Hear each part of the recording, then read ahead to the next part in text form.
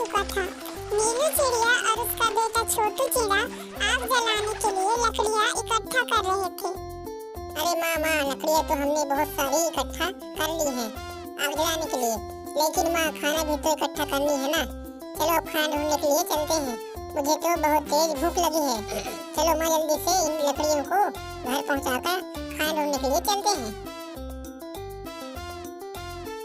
दोनों पक्षी लकड़ियों को अपने घर में रखकर तुरंत ही खाना ढूंढने के लिए निकल पड़ते हैं और पास ही चलते चलते उन्हें एक पेड़ पर अंगूर लगे हुए दिखाई देते हैं और वह दोनों पक्षी अंगूर लेने के लिए उस पेड़ पर बैठ जाते हैं। चल भाग जा यहाँ से नीलू अपने बेटे को लेकर, वरना तुम दोनों को एक एक चमाटे लगा दूंगी। हाँ बोल देती हूँ, मैंने पहले देखा है इस पेड़ को, इसलिए इस पेड़ के सारे अंगूर मेरे हैं, समझी? चल भाग जाओ। हरी तोती जी, मेरे बेटे को बहुत तेज भूख लगी है, कृपया हमें अंगूर का एक गुच्छा ले जाने दे। हम अंगूर का एक गुच्छा लेकर यहाँ से चले जाएंगे। मैंने एक बार बोल दिया तो तुमने सुना नहीं क्या? चल अब नाटक बंद करो, यहाँ से भाग जाओ, वरना अब एक शब्द भी और बोली ना तो सच में एक एक चमाटे लगा दूंगी दोनों को।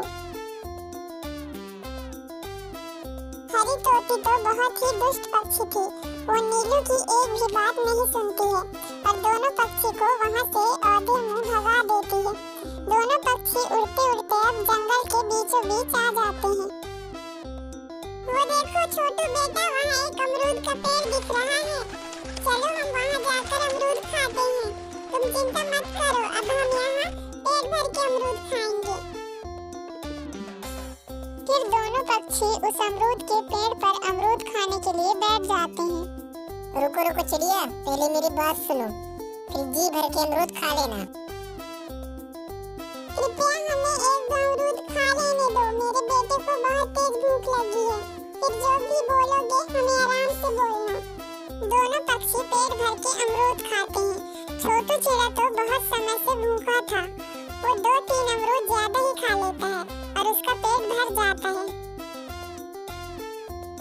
कृपया हमें बताएं, क्या बातें बोलना चाह रहे थे? हमने अमरूद खा लिया है। अरे वो क्या है ना कि मेरा बेटा इस जंगल में खेलने के लिए निकला था, लेकिन मेरे लाख मना करने के बाद भी वह नहीं रुका और वह ना जाने इस जंगल में कहाँ खो गया है।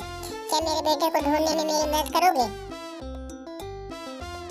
हरी तोता के इस बात को सुनकर नीलू चिड़िया उसके बेटे को ढूंढने के लिए मान जाती है और हरी तोते के बेटे को ढूंढने के लिए निकल पड़ते हैं।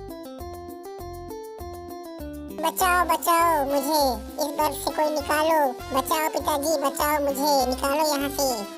अरे किसकी आवाज है? कोई बचाने को चिल्ला रहा है। अरे ये तो मेरे बेटे की आवाज लग रहा है, वो यहीं कहीं है। उस आवाज का पीछा करते करते वो बंटी कबूतर के पास पहुंच जाते हैं। वो एक बर्फ के नीचे दबा हुआ था। फिर तीनों पक्षी उसे बर्फ से निकालने में मदद करते हैं और उसे निकाल लेते हैं। मेरे बेटे की जान बचाने के लिए तुम्हारा शुक्रिया। बोलो क्या चाहते हो? मैं एक बिजनेस बर्ड हूँ।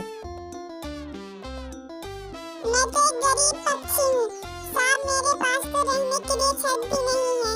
इस ठंड में मैं और मेरा बेटा एक टूटे से घर में रहते हैं। हो सके तो मेरे बेटे के लिए एक घर का बंदोबस्त हो जाए तो अच्छा रहेगा। फिर वह बिजनेस बर्ड नीलू के लिए एक बढ़िया सा इग्लू का घर बनवा देता है और दोनों माँ बेटे उस इग्लू घर में खुशी खुशी रहने लगते हैं। नीलू चिड़िया ने इस बार अपने खेतों में अंगूर लगाए हुए थे। उसके अंगूर की उपज इस बार बहुत ज्यादा हुई थी।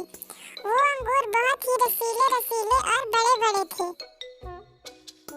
गोलू बेटा, इस बार तो हमारे अंगूर की उपज बहुत ज्यादा हुई है। हमें इन अंगूरों की देखभाल तो बहुत ध्यान से करना पड़ेगा, नहीं तो ये सारे अंगूर बर्बाद हो जाएंगे बेटा, ठीक है? और हमें इन्हें बाजार में बेचना भी है और पैसे भी कमाने हैं बहुत सारे। हाँ माँ, तुम चिंता मत करो, इसका देखभाल बहुत ही सावधानी से करेंगे। और आज तो अंगूर बेचने के लिए बाजार भी जाना है माँ। फिर दोनों दोनों पक्षी अंगूर की तोड़ाई करते हैं। कुछ ही समय में उनकी लकड़ी की बग्घी अंगूरों से लद जाती है। अरे बस बस गोलू बेटा, अब हमारे पास बहुत सारे अंगूर हो गए हैं। चलो चलो अब बाजार में इन्हें बेच दो भी तो, है ना गोलू बेटा? ठीक है। दोनों पक्षी अंगूर से लदे हुए उस बग्घी को लेकर बाजार पहुंच जाते हैं। तुम्हारे अंगूर तो बहुत रसीले और मीठे मीठे लग रहे हैं नीलू चिड़िया। मैं तुम्हें एक ऑफर देता हूँ। तुम्हारे पास की एक जंगल में 3 क्विंटल अंगूरों की सप्लाई करनी है, वो भी कल। दे पाओगी नीलू चिड़िया? वो भी अच्छे दामों में। वो सब तो ठीक है हरी भाई, लेकिन मैं पर केजी के हिसाब से 150 रुपए लूंगी, यहाँ बोल देती हूँ। क्योंकि मेरे जैसा अंगूर तुम पूरे जंगल में ढूंढ लेना, कहीं नहीं मिलेगा। हरी भाई अगर ये शर्त मंजूर है तो मैं 3 क्विंटल अंगूर पहुंचाऊं, बोलो। इस बात को सुनकर हरी तोता थोड़ा सोच में पड़ जाता है। फिर वह नीलू चिड़िया को हाँ बोल देता है। अरे बाप रे माँ, 3 क्विंटल अंगूर तोड़ने हैं। 3 क्विंटल माँ, हमें तो लगभग 1 दिन का समय लगने वाला है और लगभग 5 बग्घी अंगूर तोड़ना पड़ेगा। चलो माँ, जल्दी जल्दी काम में लग जाते हैं, तभी ये अंगूर तोड़ पाएंगे आज। हाँ बेटा, मेहनत तो करना पड़ेगा, क्योंकि आज तो ऑर्डर भी बहुत सारे हैं और हमें पैसे भी बहुत ही ज्यादा मिलने वाले हैं बेटा। और इसके बाद हमें ऑर्डर भी और जगह से आने लग जाएंगे। गोलू चिड़ा बहुत ही खुश था।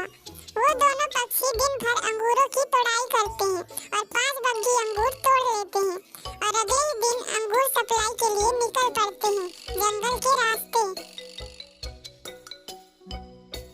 वो देखो चीलू भाई, वो चिड़िया तो फलों से लदा हुआ 5 बग्घी अंगूर ले जा रही है। अगर हम इन सारे अंगूरों को लूट लेते हैं तो इन अंगूरों को बेचकर हम बहुत सारे पैसे कमा लेंगे चीलू भाई।